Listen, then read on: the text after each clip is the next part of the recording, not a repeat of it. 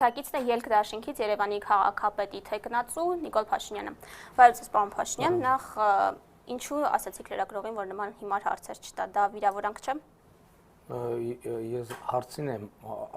եմ ասել եւ հիմնավորել եմ ինչու։ Ես ձեզ բերեմ կոնկրետ օրինակ։ Արդեն մի ամիս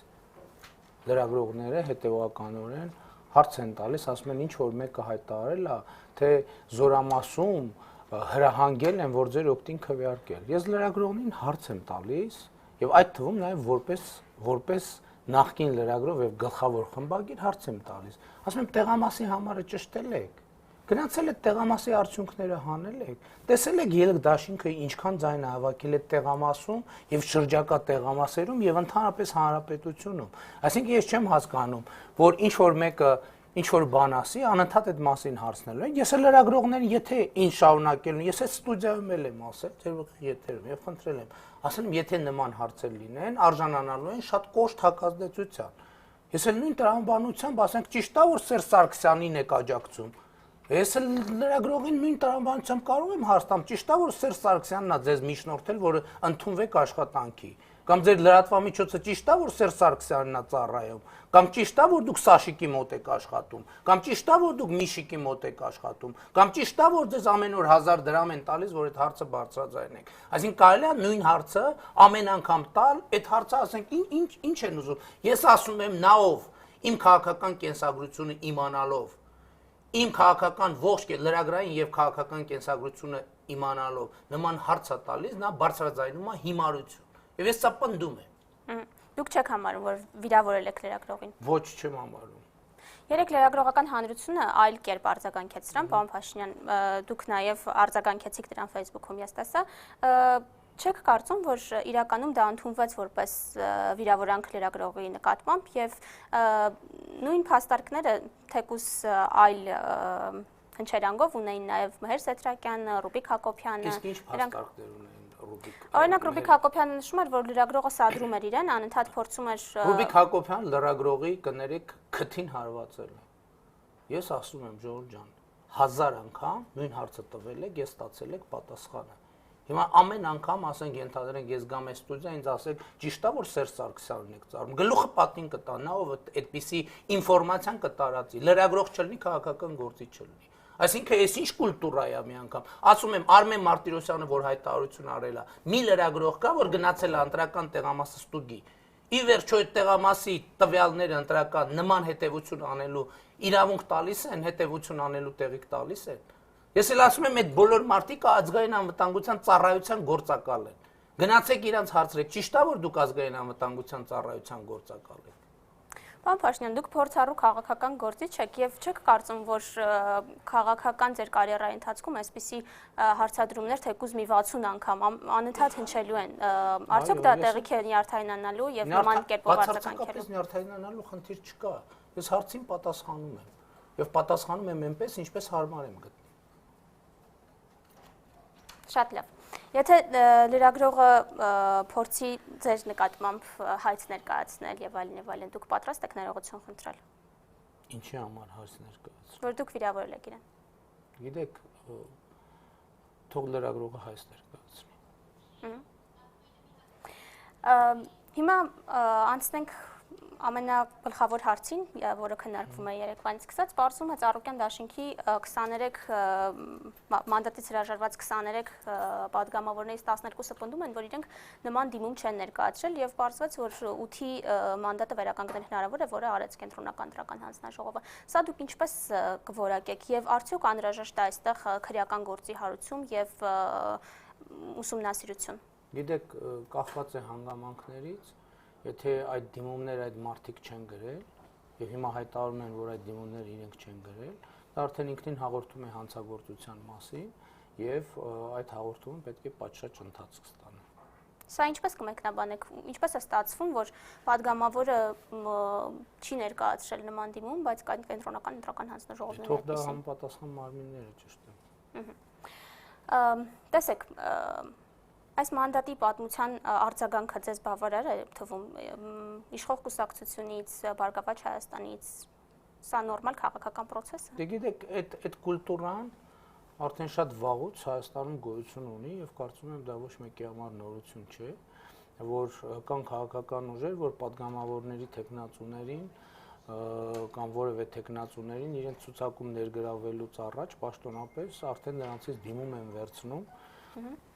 ինքնաբացարկի մասին, որպեսզի այդ մարդիկ լինեն առավել կառավարելի։ Տարոն Մարգարյանը երեք նույնպես մանդատից հրաժարվածների թվում էր, հաշվի առնելով, որ նա նաև քաղաքապետի տեխնատություն է դրել եւ իսկ դուք չկայիք մանդատից հրաժարվածների թվում, սա պարոն Փաշինյան մեկնաբանվեց որպես անվստահություն, որ դուք չեք հաղթելու քաղաքապետի ընտրությանը եւ Տարոն Մարգարյանը գործող քաղաքապետ է, այսինքն այս պահին ինքը քաղաքապետ է աշխատում եւ падգամավորի մանդատը անհամատեղելի է գործող քաղաքապետի հետ։ Այսինքն, եթե Տարոն Մարգարյանը դիմումից քաղաքապետի падգամավորի մանդատից հրաժարվելու դիմում չգրեր, պետք է հրաժարվի քաղաքապետ։ Չէ, էլի իր առաջ պետք է ընտրություն դնեն, ասեն ընտրեք, թե որն եք ուզում, քաղաքապետ եք մնում, թե падգամավոր եք մնում, այդ դեպքում պետք է գրել եւ այնպես որ իսկ падգամավորի մանդատի հետ համատեղելի է Երևանի քաղաքապետի տեխնացուի կարգավիճակը, այնպես որ անհամատեղելիության խնդիր այստեղ չկա։ Այսինքն, եթե դուք հաղթեք, դուք ունեք հնարավորություն հրաժարվելու այդ մանդատից։ Падգամավորի, ոչ թե հնարավորություն, այլ իրավունք չունեմ երկու մանդատ միանգամից ունենալ, կամ պետք է падգամավորի մանդատը ընտրեմ կամ քաղաքապետի։ Այսինքն սխալ է մեկնաբանվում սա, որ դուք վստահ չեք, որ հաղթելու քաղաքապետի։ Ուրեմն նախկինում ես էլի եմ ասում,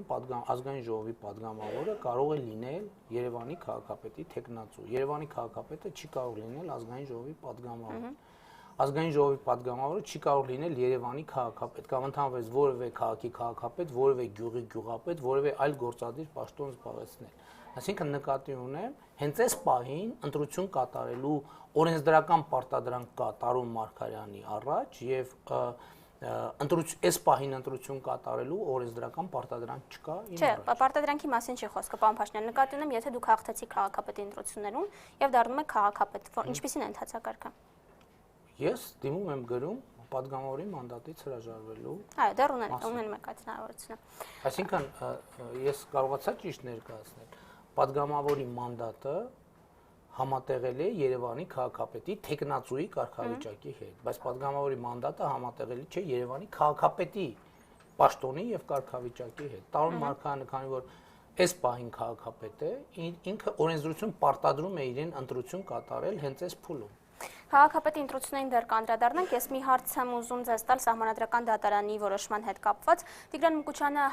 հայտարարում էր, որ այսպիսի անպատրաստ դիմում Հայաստանի նորանկախ պատմությունը չի հիշում։ Արդյոք դուք ծանոթացել եք դիմումի բովանդակությանը եւ նման տեսակետ ունեք եւ հակառակ տեսակետը այն մասին, որ Սահմանադրական դատարանը վաղուց կորցրել է իր ինքնուրույնությունը եւ սա, ինչպես երեք Վահե Գրիգորյանը մեր եթերում հայտարարեց, սա կուսակցական որոշում էր, ոչ թե Սահմանադրական դատարանի։ Ես այս ստուդիայում էլ բազմիցս հայտարարել եմ իմ հարցազրույցներում, որ այն ինչ վերաբերում է իշխանության վիճակմանը, Սահմանադրական դատարանի դերակատարում մենք սխալ ենք համարում։ Դուք երբեք չենք ունեցել եւ չենք էլ ունենալու իրավիճակ, ես չգիտեմ աշխարհում այդպիսի նախադեպ կա, երբ որ իշխանությանը չտիրապետող այդ պահին ուժը Սահմանադրական դատարանի միջոցով իշխանություն ստանա, այդպիսի բան չի կարող լինել։ Այսինքն դա տրամաբանությանը հակառակ է։ Սահմանադրական դատարանը իշխանության զուտ իշխանություն վերցնել չվերցնելու առումով ունի հետևյալ գործառույթը. նա ով այդ պահին ռեալ տիրապետում է իշխանությանը, Սահմանադրական դատարանը նրա եւ ունի ինչ որ լեգալության խնդիրներ, Սահմանադրական դատարանը նրա համար է, որ մարդիկ հնարավորություն ունենան այդ այսպես ասած լեգալության բացը լրացնել։ Ես ձեզ կոնկրետ օրինակ եմ բերում։ Ենթադրենք հանրահավաքային պրոցեսներով ընդդիմությունը գնում նախագահական շենքն է հսկողության տակ առնում կառավարությունը ամբողջ հանրապետությունը այո ինքը փաստացի իշխանություն է չէ բայց ասենք փաստաթղթով ինքը իշխանություն չէ հիմա ինքը ինչ պետք է անի պետք է լինի մարմին որտեղ գնա դիմի եւ ստանա այդ լեգալությունը եւ ստանա այդ իշխանություն լինելու լեգալությունը ես ինքս էլ մի քանի անգամ Սահմանադրական դատարանի process-ների մասնակցել եմ եւ մեծամասնական եւ համամասնական ընտրակարգով եւ համոզվել եմ որ եթե դու ռեալ չես տիրապետում իշխանությանը խոսքը վերաբերվում է ընտրությունների արդյունքների վիճակման հետ կապված որովհետեւ կարող են այլ հայցերով լինել Սահմանադրական դատարան դիմումներ ինչ որ օրենքի կետ պարզաբանելու եւ այլն եւ այլն։ Եթե իշխանության վիճարկման հետ կապված դու դիմում ես Սահմանադրական դատարան եւ դու այդ պահին իշխանություն չես առնվազն դե ֆակտո, առնվազն այնքան նույնքան ազդեցություն չունես ինչքան իշխանությունը, Սահմանադրական դատարան դիմելը անիմաստ գործողություն է։ Եվ ես դեռ 2013 թվականի նախագահական ընտրություններում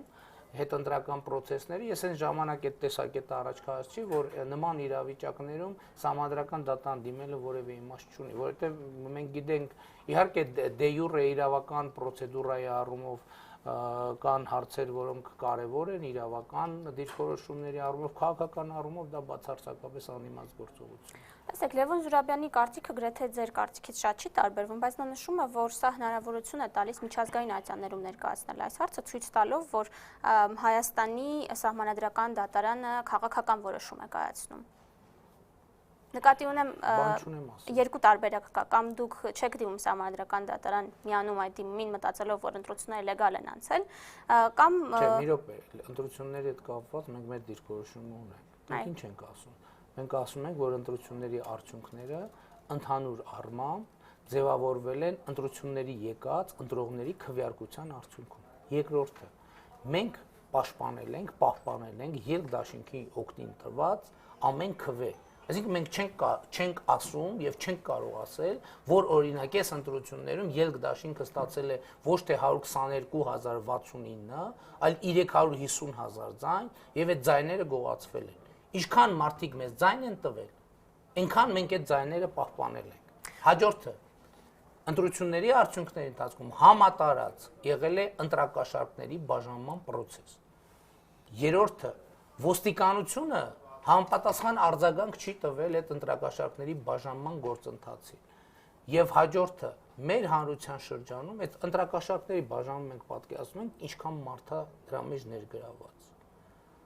10, 20, 30, 40, 50, 100, 200,000 մարդ ներգրաված է տալու եւ առնելու process-ի մեջ։ Այսինքն հանրության մեջ ու այսքանի մեջ մի ահազանգ ոստիկանությունը չի ստանում կամ ենթադրենք 2 ահազանգ է ստանում 3 մարդը չի վերցնում զանգի, ասի հանցագործություն է կատարվում իմ շենքում, իմ պատժեզդում, իմ միջավայրում։ Այսինքն այս երևույթի նկատմամբ հանրային հանդուրժողականության միջավայր է ձևավորվել։ Մենք սա պետք է արձանագրենք։ Պարոն Փաշինյան, երբ ինքն այդ ասում եք, որ 100,000-ավոր մարդիկ են ներգրաված եղել, բնական է, որ այդ ընտրակաշառքի բաժանումը ազդել է, չէ՞, ընտրության վրա, որովհետև ընտրակեղծարությունը միայն լցոնումը չէ կամ ձեր ձայները գողանելը չէ։ Այո։ Հիմա եթե ազդեցություն, բայց կներեք։ Ես ասում եմ ինքս տեսել եմ նման օրինակներ եւ տեսել եմ, փորձել եմ կանխել այդ օրինակը, երբ որ ընտրակաշառքի process-ն ինչ համար գնում է դուրը ծեծում է։ Դուր բացում են, ասում են, վայ, ես մեր բանի թաղի ցուցակ կազմող վաղոն է ենթադրենք։ Վայ, արի վաղո ջան, արի աղբեր ջան, դուրը հետևից փակում են։ Ուրեմն են նստում են, սուրճ են դնում սեղանին, թխված, կամպոտ են բացում, սկսում են ջան ասել, ջան լսել։ Այսինքն այստեղ քաղաքացին 50%, այն քաղաքացին, որը ընտրող է, առնվազն 50% ներգրավում ունի։ Այդում են զորով ընտրակաշառք տվել։ Բայց եթե քաղաքացին ներգրաված է եւ ինքը հանցակից է, դա չի նշանակում, որ չի եղել, չէ՞, նման։ Չէ, բայց այդ քաղաքացին է, չէ՞ գնում քվեարկել։ Այո։ Ինքը գնաց է քվեարկել։ Քաղաքացին հանցակից է դառնում, դա նույնպես հանցագործություն է։ Հիմա մենք ինչ ենք ուզում։ Հիմա քաղաքական ուժը պետք է հանրության շրջանում տիրող միջավայրի եւ մթնոլորտին համապատասխան հետևություններ անի։ Մենք ինչ ենք ասում։ Մենք ուզում ենք մեր հանրության մեծամասնությունը 200,000 մարդու ինչ անենք, բռնենք, դատենք։ Եթե լինեն նախադեպեր, թող լինեն նախադեպեր, նախադեպը ո՞նց պետք է լինի։ Նախադեպը ո՞նց պետք է լինի։ Պետք է մարդը լինի, որ ասի ես պատրաստ եմ ցուցմունք տալ։ Հրազդան քաղաքում, Հրազդանի ընտրությունների ժամանակ տասնյակ մարդիկ եկել են ասել մեզ ընտրակաշառք են տալիս։ Ասել եմ, տեսախցիկի առաջ կասեք, բանավոր, գրավոր ցուցմունք կտակ, դատարանում գլխով մի հատ սենց կանեք, ասել են չէ։ Ասել եմ չէ, ստեսություն։ Այսինքն ոչ թե միանգամից, այլ խնդրելով, համոզելով, բացատրելով։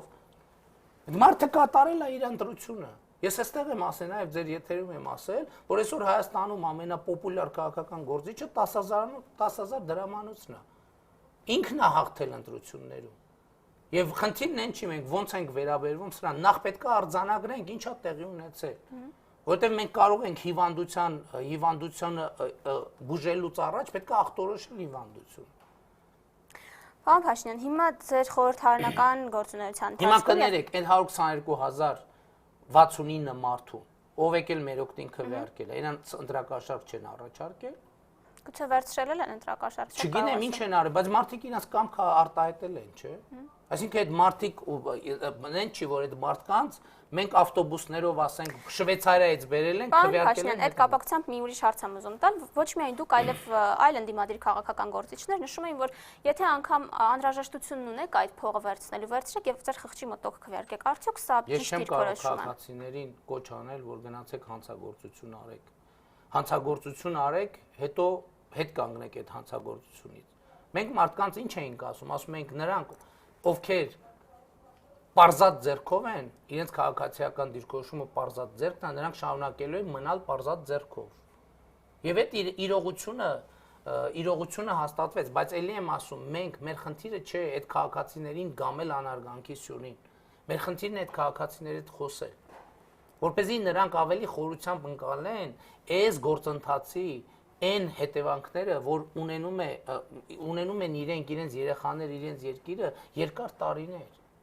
Ի վերջո պետություն ունենալը, ազատություն ունենալը, օրինականություն ունենալը որոշակի ներդրում է պահանջում։ Այո, մեկից մեծ ներդրում է պահանջում, մյուսից ավելի պակաս ներդրում է պահանջում։ Հիմա եթե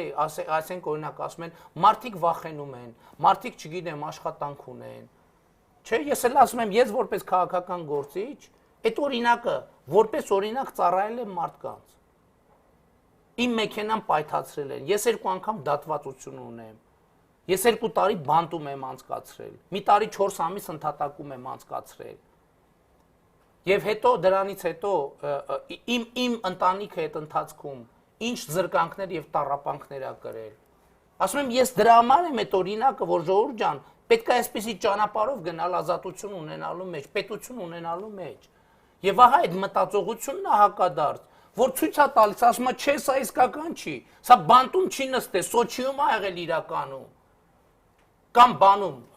Մալթայում հանգստանալիս ա եղել, բանտում չի եղել, չէ, սա իրական չի, որ սենց խոսում ա, ու ձեր սիրած լրագրողները կամ իմ սիրած լրագրողները, հա ճիշտ է, որ Սաշիկին եք ծառայում, դուք եք ծառայում Սաշիկին, կներեք արտահայտությանս, կներեք, դա հիմարություն չի, ասում եմ, իմ կյանքը և կենսագրությունը, այդ բոլոր լրագրողները գիտեն, առաջին օրից, ես առաջին անգամ որտեղ եմ հոդված գրել, և մինչև հիմա ինչով եմ զբաղված եղել, այս է ամբողջ խնդիրը, որ այո ինձ և ինձ նմաններին ցույց տալով նրանք ինչ են ուզում անել, այդ ընտրակաշարք վերցնողի մտածողությունն է, որ սրանք իսկական չեն, այ ձեր ցավը տանեմ, մի հավատացեք, այդ ոնց է, որ սենց խոսում է, իրանք չեն խփում, եթե չեն խփում, ուրեմն պարզ չի, որ ինքը Սաշիկին է ծառայում, ես ասում եմ, դուք եք Սաշիկին ծառայում, ես բաներում եմ ասել, բակերում վիդեոները կա, խնդրում եմ այդ վիդեոները, այսինքն կա, մենք դա կարծեմ իմ Facebook-յան էջում, ասում եմ ես որևէ մեկին թույլ չեմ տալիս, որ ինքը մեր հասցեին ասի, որ բոլորը նույն զիբիլն են, քաղաքական գործիչների մասով, ես ասում եմ, ով որ ասում է բոլորը նույն զիբիլն են, այն օրը բանում Շենգավիթում հայտարարել եմ, հանրահավաքներ, ով ասում է բոլորը նույն զիբիլն են, ամենամեծ զիբիլը ինքն է ուրեմն։ Ես որևէ մեկին թույլ չեմ տա, ինձ դնեն նույն հարթության մեջ Սաշիկների, Միշիկների, Սերժիկների հետ։ Ես ասում եմ, որևէ մեկին թույլ չեմ տա, լրագրողը լինի թե չէ, որովհետև ես դրանով պղծած կլնեմ իմ անցած ճանապարհը, որ ես սկզբունքային առաջին օրին լրագրող աշխատած օրերից մինչև այս պահը, սկզբունքային ես նույն դիրքերի վրա եմ, այս ես դրա համար եմ պայքարել։ Այդ որ մարդիկ ասում են, գիտեք ինչ, ես այսպիսի մի հոգեբանական բան եմ, չէ՞, քաղաքականությունը հետազոտություն էլա, չէ՞։ Այն մարդիկ, ովքեր ասում են, այ ախպեր, լավ, ոչ մի բան չի փոխվի, այդքան ընտրեցինք, ոչ մի բան, այդ մարդկանց 95% ընտրակաշարք վերցնողն է, որովհետև ինքը երբ որ տեսնում է, ինձ օրինակ, ինքը ներքին կոնֆլիկտ է ունենում։ Ինքը ներքուստ գիտի, չէ՞։ Ներքուստ գիտի, օրինակ, իմ կյանքը կենսագրությունը, ինքը երբ որ ինձ տեսնում է, իր խիղճը սկսում է իրան տանջել։ Ասում է դու 5000 դրամ վերցնող ես, դու 10000 եւ մարդու հակառակցիա է առաջանում, ինքը սկսում է պաշտպանվել։ Ինքը ուզում է ինձնից լսել, որ որևէ բան չի փոխվելու, որպեսզի հետո ինքը ասի, հա, եթե այս քաղաքական գործիչն էլ էր ասում, մեկը ոչ մի բան չի փոխվելու, իմ ձայնը ոչ մի բան չէր որոշում, ես ճիշտ եմ արել, որ փող եմ վերցրել, գնացել քվեարկել։ Մենք ասում ենք ոչ, ձեր տված ամեն ձայնը պահել ենք եւ պահելու ենք։ Դուք այդ պաշտպանական ռեակցիա, չէ՞ մենք Սերժին չենք ընտրել, այդ բանը լցրել են, էլի ոչ մի բան էլ չեն լցրել։ Դուք գնացել եք քվեարկել։ Եվ դուք այդ ընտրությունների արդյունքներով պետք է ապրեք առաջիկա 5 տարիներին։ Եթե դուք լրագրող լինեիք եւ մի քաղաքական գործի մասին շարունակ լուրեր պտտվեին, իշխանական պրոյեկտ լինելու, իշխանությանը ծառայելու, դուք կտայիք նման հարց այդ քաղաքական գործչին։ Մի անգամ, երկու անգամ, 3 անգամ, 4 անգամ, 5 անգամ, 6 անգամ, 7 անգամ, 8 անգամ, 9 անգամ, 500 անգամ, 999 անգամ։ Բայց լրագրողը մի հատ կարա ինքը իր սեփական ասում եմ, չէ, բարձ փաստ է ասվում։ Ասում է, որ մեր օգտին ինչ որտեղ ինչ որ բան է։ Գնա ասա որտեղ է եղել դա, եղբայր։ Ասա տեղը, գնա այդ ընտրական տեղամասի թվերը հրապարակային։ Երբևէ մտածել եք ձեզ զրպարտելու համար դիմել դատարան։ Ոչ, ինձ զրպարտելու համար դիմել են դատարան, բայց ես զրպարտելու համար չեմ դիմել դատարան։ Ինչու՞։ Որովհետև Եթե այդ վերած տված հիմա հարցերը եթե դուք անընդհատ ուղիղ, որովհետև ասելու ձևեր կա, տրամաբանություն կա, եթե դուք ուղիղ ինձ նման մեղադրանք ներկայացնեք, ես խոստանում եմ, որ ձեր դեմ կդիմեմ դատարան եւ ձեր ռադիոկայանի, խնդրեմ արեք այդ պնդումը։ Հիմա անդրադառնանք, ես չեմ ցանկանում, ես ձեզ հարցեր եմ տալիս, որոնց դուք պատասխան Այդ տեսեք, բա հարցի համար դատի են տալիս։ Հարցի համար դատի են տալիս, հնարավոր է մարդուն հարցի համար դատի։ Եթե հարցը պնդում է պարունակում, կարող եք դրա համար դատել։ Դե պնդում չի պարունակում, դա ամբողջ խնդիրը։ Եթե պնդում չի պարունակում, պարոն Փաշինյան, դա լրագրողի աշխատանքը չէ արդյոք տալ հարցեր հասկանալու համար։ Այո, հարցը, ասում եմ, մի անգամ, երկու անգամ, 100 անգամ, 500 անգամ, 950 անգամ, 999 անգամ, բայց ես 1000 անգամ ասում եմ ժողովրդան, տեն չի կարելի։ Ես թույլ չեմ տա ուղղակի այդպես ինձ հետ հարաբերվել։ Թույլ չեմ տա։ Այդ տնավարությունը, այդ մտերմավարությունը, այդ ինչ թողնախի մեհեր եք ասում, այդ ինչ շմայս եք ասում։ Դուք շմայսին կարայիք այսքան հարց տայիք։ Շնորհակալություն։ Հիմա Զարուհի Փոստանջյանի հետ ձեր հնարավոր համագործակցությանը կարճ անդրադառնամ, որն էլ դուր չի գալի Զարուհի Փոստանջյանին այս հարցը։ Դուք մի առիթով ինձ հետ հարցադրություն նշեցիք, որ Հանրապետականը դառնալու է ընդդիմություն ավականու ընտրություններից հետո եւ մյուս բոլոր ուժերի հետ հնարավոր համարում եք համագործակցությունը Երևանի բարության համար։ Կբացեք փակագծերը, ինչ է դա ենթադրում, ինչ ֆորմատով եք պատկերացնում համագործակցությունը Զարուհի Փոստանջյանի հետ։ Ինչ ենք ասում մարդկանց։ Ամեն բակում մենք մարդկանց ասում ենք, որ դուք ունեք հնարավորություն Երևանում հաստատված կլանային իշխանությունը փոխարինել ժողովրդի իշխանությամբ։ Դուք ունեք հնարավորություն Երևանում հաստատված կոռումպացված իշխանությունը փոխարինել հաշվետու եւ արդյունավետ իշխանությամբ եւ դրա համար պետք է գնալ եւ ելք դաշինքի օգտին քվեարկել։ Տեսեք, ես չեմ կարող կանխորոշել ընտրությունների արդյունքները։ Այս ամբողջ խոսակցությունը ինչի համար է,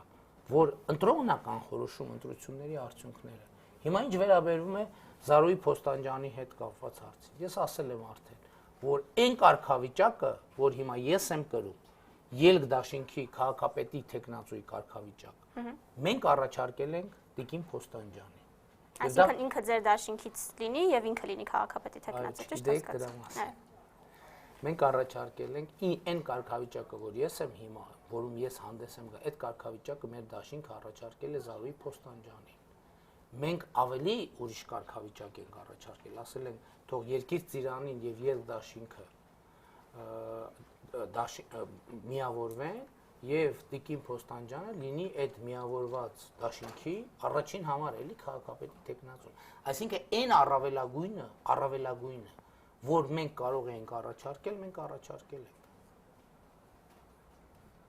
Հիմա ինչու՞մ էր ձեր հարցը գնել։ Հետագա համագործակցություն։ Դե հետագա համագործակցության ես կարծում եմ, ես ելի ուզում եմ ընդգծել հետեւյալը, որ ես ոչ թե Երևանի ավագանու անդամի տեխնացու եմ, ես Երևանի քաղաքապետի տեխնացու եմ։ Եվ ես ակնկալում եմ, դա նշանակում է, որ 50+1%-ով ժողովրդի կողմից ուղիղ կընտրվեմ Երևանի քաղաքապետ։ Սա է այն մեր ցանկալի սցենարը,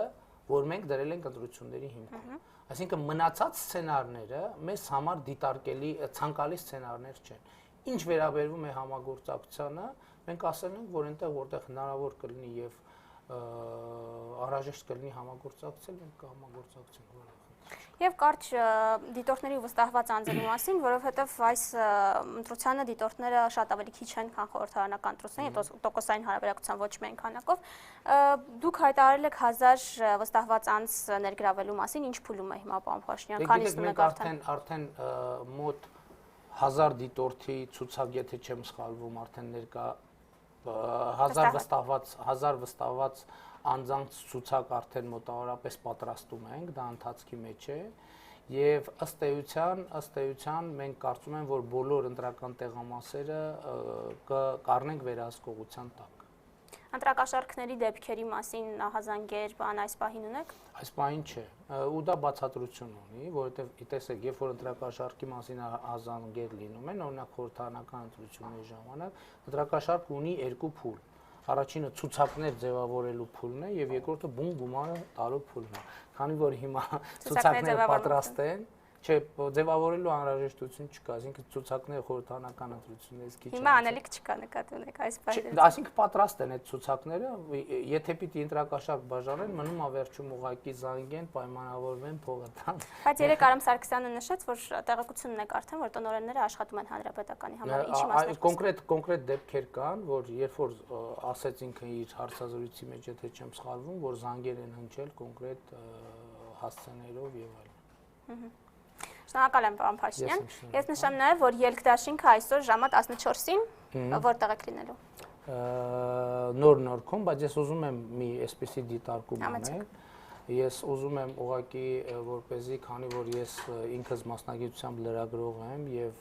լրագրողներին աշխատանք շատ գնահատում եւ հարգում եմ, ես եթե որևէ անձի վիրավորել եմ, խոսքը ոչ թե հարցի մասին է, այլ անձի մասին է, որովհետև հարցի հետ կապված վերաբերմունքը նույնը, միանշանակ նույնն է, եթե ես որևէ անձի վիրավորել եմ, ես նրանից ներողություն եմ խնդրում եւ ներողություն եմ խնդրում բոլոր այն լրագրողներից եւ մարդկանցից, ովքեր դրանից նաեւ վիրավորված են զգացել իրենց։ Շնորհակալ եմ, պարոն Փաշինյան։